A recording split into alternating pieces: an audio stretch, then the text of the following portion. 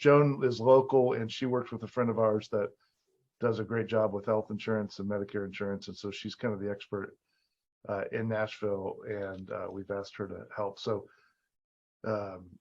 Joan has her MBA and has been doing this for a long time. And so, Joan, we've got an awesome presentation that you've put together. So I'll kind of hand it over to you. Because of the compliance, we're not able to actually do Q&A on this one, which is a little unusual, but we wanted to honor the compliance situation. So if it's okay, we will send out Joan's info, and then she can personally go through any questions and specific requests that everybody has. So that way we'll stay compliant, and Joan can help personalize each thing. So great, Joan. I'm going to turn it over to you. I appreciate you doing this.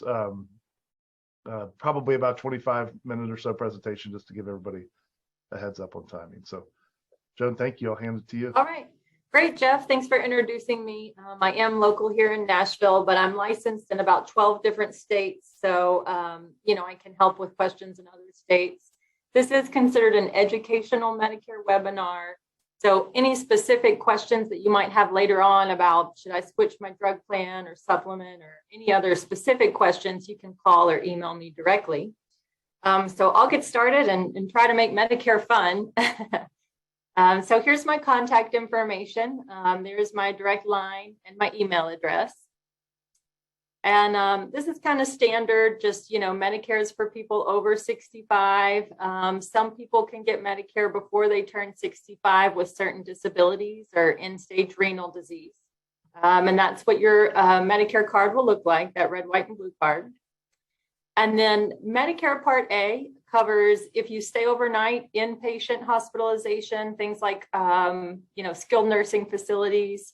Medicare Part B is for outpatient services, doctor's visits, preventative care. And then Medicare Part D, I always refer to D as in drugs, covers your prescription coverage. So A and B cover about 80% of your needs. And then we'll discuss a little bit later how to cover that other 20%. So you qualify for Medicare Part A if you've worked, 10 years or 40 quarters. But also a spouse could qualify under their spouse's coverage. And then if you don't qualify, you can buy in for Medicare. So that's that slide right there. And then, so what's the cost for Medicare Part B? Here is some good news. Part B premium this year was $170. It's going down about $5 to $164.90. And Medicare Part B covers preventative services and medically necessary services. And then what out-of-pocket costs might you face? The Part B deductible is $226. That actually went down a little bit from $233 to $226 for next year. Covers 80% of your costs. And then 15% excess charge. If a doctor maybe charges more than what Medicare allows, you can have some excess charges. And that's where supplements and advantage plans come in to help cover these other options. I'll go on to the next slide here. So this might come into play and be really important for a lot of people if they're in a different income tax bracket and they may have to pay more than that standard Part B premium. So this is a nice, helpful chart that you can refer to that shows if you file your taxes jointly, if you file your taxes single, the different brackets you'll be in. And so, how much more they might charge depending on that. So that's a helpful chart. And that's for Part B. And then the next page will show Part D. So not only do you need to pay when you have a higher income for Part B, but Part D for prescription coverage, you'll need to pay a little bit additional more. You'll see Part D is a lot smaller amount than Part B. And IRMA is income related monthly adjustment amount. And there are forms that one can fill out if previous year's income was a lot higher, but this current year and next year would be smaller. And we can provide those forms as well. So I'll move on to the next slide here. And this is important. When should you get started? I recommend, the government is a slow moving agency. I think it's a lot better to do it a lot sooner than later. So you can enroll 3 months before you turn 65.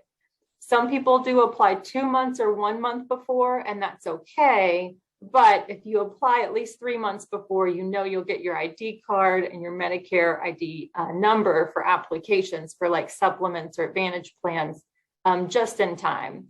So some people that wait till 1 month before are kind of cutting it close. And so you can enroll 3 months before, the month of turning 65, and 3 months after.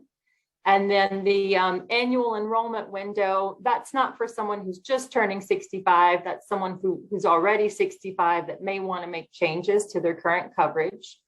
And as Jeff noted, that's October 15th to December 7th.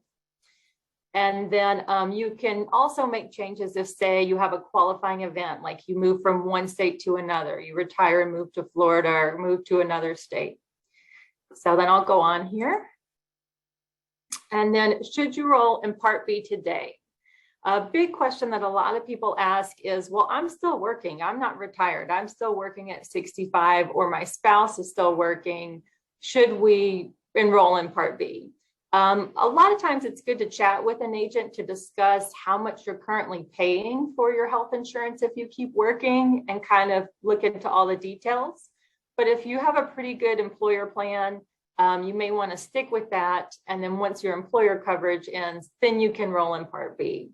You're not going to be penalized if you don't enroll in Part B and keep your employer coverage. And so then I'll go on. Don't want to move too fast, but it's often good to double check with an agent about those options. And then if someone was to forget and not enroll in Medicare at all, or not have employer coverage, they can be subject to what's called a Part B penalty, or it may not be able to start till like January. So we want to make sure that you enroll when you turn 65 or when your employer coverage ends. If someone doesn't do that, it's okay, but they are going to have a penalty, and then Part B might not be able to start till January or June or a later date than when you want it to start. So I'll just note that. One other thing is COBRA is looked at differently than employer coverage. So if someone is on COBRA and they think, should I enroll in Part B? Definitely. So Medicare does view COBRA differently than employer coverage. So you would want to move on to Medicare Part A and B and not keep COBRA. And oftentimes it might be more affordable too. So just wanted to note that about the COBRA versus employer coverage. And so then I'll move on here. Then what does Medicare A and B not cover? So A and B doesn't help with other options like acupuncture, chiropractic services, nursing home care, dental care and dentures. Some Advantage plans do pay a little bit for dental care, but supplements do not.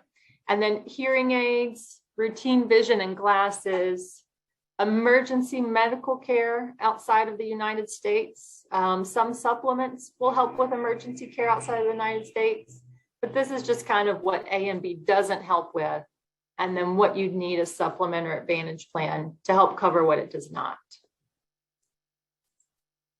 And so then we'll talk a little bit about Part D, drug prescription coverage. So with Medicare Part D, you'll first have a deductible phase, and that often applies to higher tier brand name drugs. A lot of generics don't apply to a deductible. And then we have, this is where you may have heard that term, what's a donut hole or a coverage gap?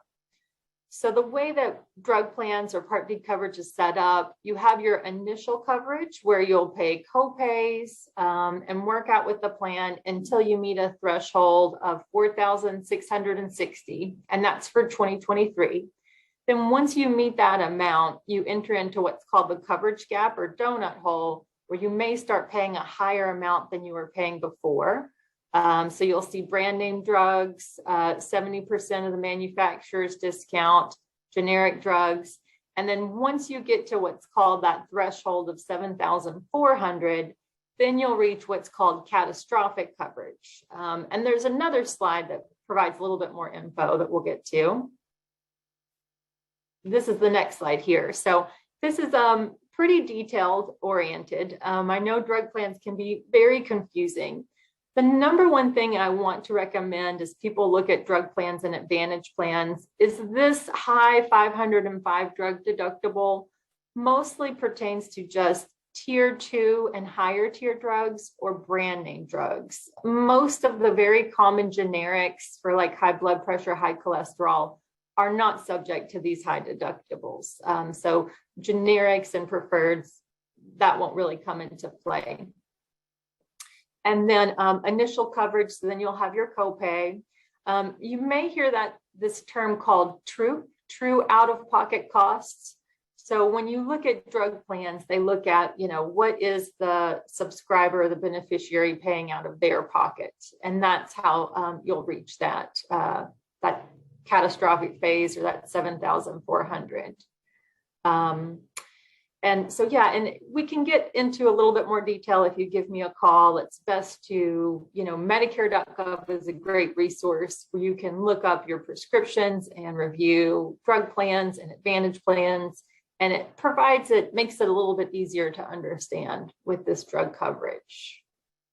So I will move on. And at the bottom, I made a note about insulin, and that's really going to change next year. I have a more detailed slide here in a second. But for any Medicare beneficiaries that are currently taking insulin, they're going to see some relief next year. So as we discussed, Part A is $0, inpatient hospital insurance. Part B, outpatient.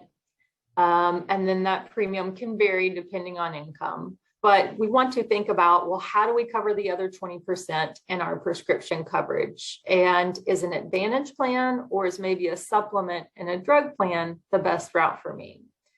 So those are the two routes you can go. And so let's see here. So a supplement, I think that's what a lot of people might recommend, financial planners, if you can afford it. The supplement route, you do pay an additional premium in addition to your Part B, and that can vary. A 65-year-old in Tennessee might vary from $100 to $140 a month for a different supplement. And with a supplement, it says 99% accept all hospitals and doctors. So as long as your doctor accepts Medicare, they'll accept your supplement, which is great. You could go anywhere in the US, any doctor that takes Medicare, you really don't have to worry about your network with a supplement, which is a big deal. And then with the supplement, you also need a drug plan to go with that to help cover your prescriptions. And so the premium will increase a little bit as you get older with your supplement. I know it might go up just a few dollars, or $5 or $10, $20 each year, depending on what company you go with for your supplement. So that will increase each year. And I'll move on here. Does it matter which company I select for my supplement? That is a really good question. So supplements like Plan G or Plan N, they are all standardized by Medicare. So when you think about what company might be best, it's often different bells and whistles. You may have heard of Silver Sneakers or Silver and Fit, Renew Active. So some supplements might have gym discounts. Some supplements might say if you live with someone over 60 or have a spouse on the same supplement, we'll give you a discount. But pretty much the supplement is standardized. It's just what companies offer different, discounts, and, whose premiums might vary compared to others. So that's something that we can talk about. And yeah, the network's great with the supplement. You don't really need to worry about one company to another. And I'll move on here. Now, so this can be a little bit confusing. A lot of people maybe say, well, Medigap or a supplement, what's the difference between F and G and N? It can be very confusing. Particularly, the most popular option right now is the Plan G supplement. That's what I tend to recommend. The Plan F supplement only pertains to individuals that would have turned 65 before January 2020. The Plan N supplement is also a pretty good option. Its premium's a little bit lower than G, but it doesn't cover excess costs. If a doctor charges more than what Medicare is standard. So I like the G, but we can review all options. Okay, and here's this next slide kind of highlights some of that, where it shows that the Part G, you do Part F covers the Part B deductible. Plan G, you do pay that Part B deductible. So with a G, the most you might pay in a year is this Part B deductible, which is about like $226.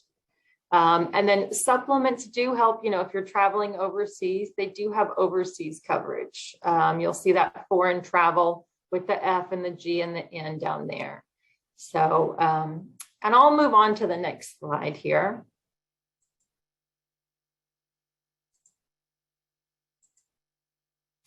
All right, let's see here.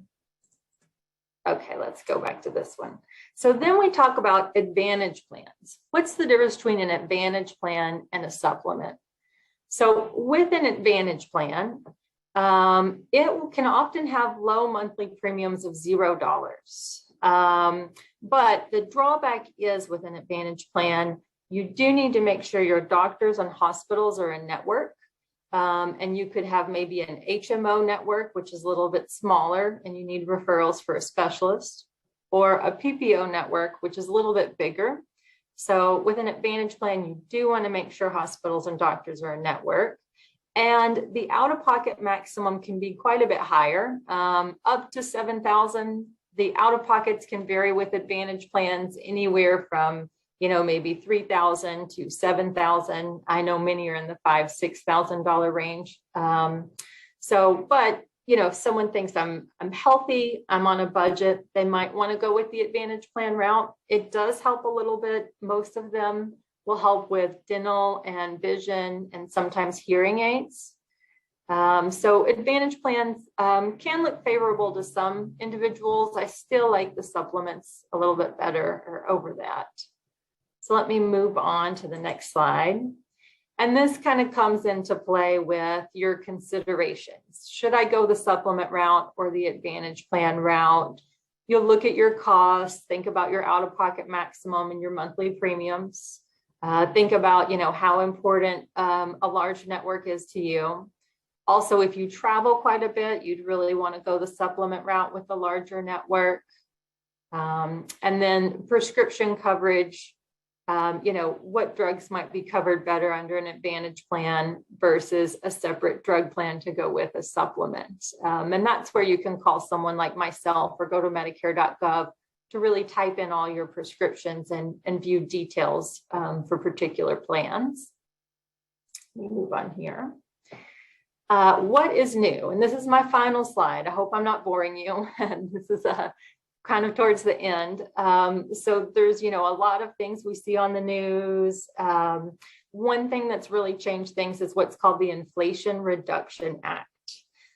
So this is kind of a bit wordier, but just the highlights in bold here is they're going to really help with a lot of vaccines and covering those at 100% starting next year. So I know a lot of customers call me about getting a shingles vaccine at, say a drugstore, and they, maybe your drug plan charges you more for it. The good news is shingles vaccines will be free. Anyone that takes insulin, so any kind of insulin dependent prescription, this is a big deal. And I'm glad they came around with it because it can be so expensive for many Medicare customers. They're going to try to put a cap that you should pay no more than $35 for a month's supply of insulin. They haven't officially released, the list of particular insulins, but if you look up a formulary for a plan on Medicare.gov and they do have an insulin drug on their formulary, this $35 should apply. Again, this is all brand new. It'll launch in January. Really excited about it. And one last thing to note that I'm also excited about is the future savings and how they're going to try to change things going forward in 2025. Right now, when we were looking at those drug plans, those out-of-pocket costs were really high, like $6,000, $7,000 with drug plans. So they're hoping that by 2025, they can try to get that down to $2,000. So it's really trying to help out what we pay for prescriptions for Medicare customers, which I feel is really important. And so then here's my final slide with my information. And there's my phone number and my direct email. So don't hesitate to call or email me anytime. I've yesterday talked with like 10 different Medicare customers. I'm always happy to help. I do work with all major companies like Blue Cross, United Healthcare, Mutual of Omaha, Aetna, SilverScript. But I do want to preface that Medicare.gov is a great resource for everyone. So that's pretty much all I had to share, Jeff. Hopefully 23 minutes, right? 2 minutes under. Hopefully I didn't put anyone to sleep. That was very efficient and very good. Thank you. Yeah, it's interesting how good for a government agency, the Medicare.gov website is really very well done. And most people probably know this, but if you go in and type in your prescription and then it'll give you all the plan you're in, it'll give you all the local pharmacies and what the price is. It's a great way to shop. That seems to be a way people can save a ton of money. But Joan, I think what I've known after 24 years of doing this is it gets very complicated for people, and the information overload is real. And so having a trusted person that they can call and just debrief their situation and get professional advice seems to be really the best way to handle this. So thanks for being willing to take care of our people. We'll send them all of your contact info. And then again, if anybody has questions, call Joan or call our team and we'll see if we can help you. So appreciate everybody. We'll email this out. Talk to your friends. Tell them not to do something rash. They don't need to be overwhelmed, but they also don't need to get sold a pile of goods that's not in their best interest. I've kind of noticed if they have celebrities doing commercials every 15 seconds for that product, it's probably not in the best interest of. Well, yeah. And one other interesting thing is Medicare is trying to protect their beneficiaries. So they made a new rule October 1st that anyone that tries to sell you a drug plan, Advantage plan, they need to either record the phone call or do that via Zoom face-to-face. So they're really trying to cut back on the solicitor calls and people that can just call someone up and try to, sell an Advantage to a 90-year-old person that doesn't know what's going on. So if there's a complaint, me as an agent, I'll have a recording and they can review that. And if I do something wrong, Medicare can take away my ability. Well, that's good. I think it's important for other people to not be taken advantage of. Okay, great. Well, I thank everybody. Enjoy your day. Let's get your Medicare squared away and then enjoy the rest of the fall. So thank you, Joan. We'll talk to you soon. Okay, great. Thanks. Thanks. Bye-bye.